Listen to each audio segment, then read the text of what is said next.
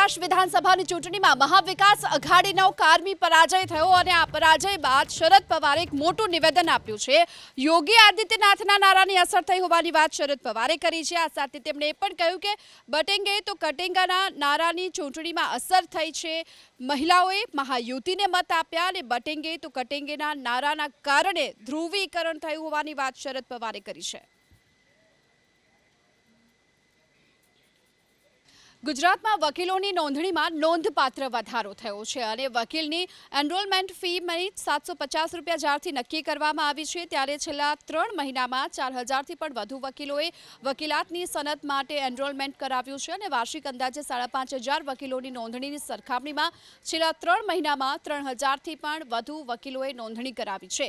જોકે ગુજરાત હાઈકોર્ટે ગ્રાન્ટેડ કોલેજના એફિલિએશન મુદ્દે આપેલા વચગાળાના હુકમ બાદ અંદાજે 4000 જેટલા વિદ્યાર્થીઓએ બાર કાઉન્સિલ માંથી પ્રોવિઝનલ સનદ પણ મેળવી છે।